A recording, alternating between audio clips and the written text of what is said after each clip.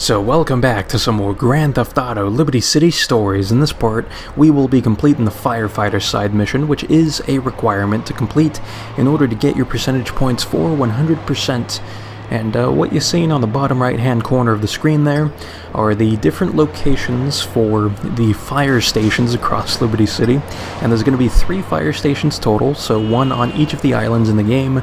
So you can take your pick as to which fire station you want to go to get your hands on a fire truck. And, you know, I suppose there is a different method of obtaining the fire truck rather than going to a fire station, although I prefer going to the fire stations myself. But what you could do is cause a fire using Molotov cocktails or a flamethrower. So the best way to do that is to, I guess, burn pedestrians with those 2 weapons, or even like cars just passing by. You can try burning them and blowing them up. So that would then cause a fire truck to go to your location where the fires are being started, and then they'll try extinguishing the fires, and as they're doing that, you can just steal the fire truck from them. So I suppose that's an idea for you if you have those weapons on hand, and you know, maybe you went to a fire station but there wasn't a fire truck there because they didn't spawn. So you know, that's an alternative method for you there. But you know, I prefer going to the Staten Island fire station because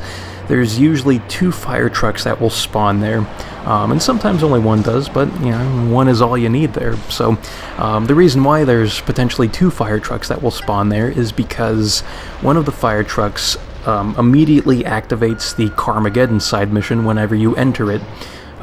So if that's the one that spawns for you, then you're just going to have to fail doing that Carmageddon side mission, which would be to just leave the fire truck for the amount of time that, I guess, winds down, and then re-enter it.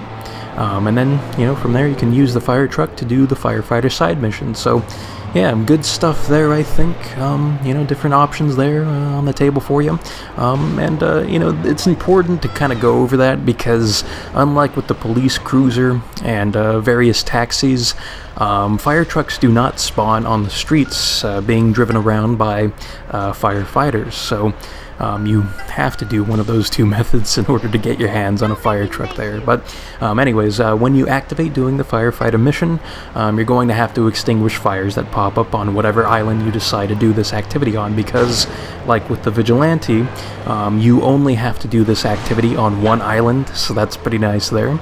And you know, as you progress through the levels, with level 12 being the highest level that you have to complete in order to get your percentage points, as well as a special ability.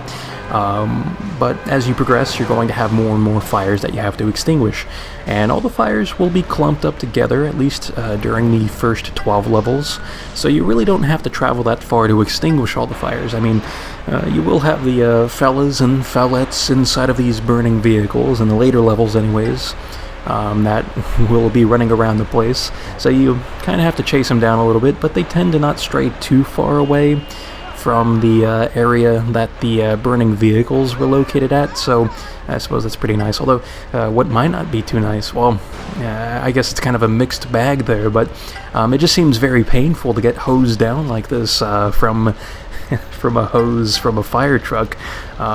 It feels like it might shred you apart or something because of the pressure, but you know, I guess it's just something that needs to get done here to extinguish these people. So yeah, whatever works, I guess. But overall, you know, I don't really find this activity to be all that difficult.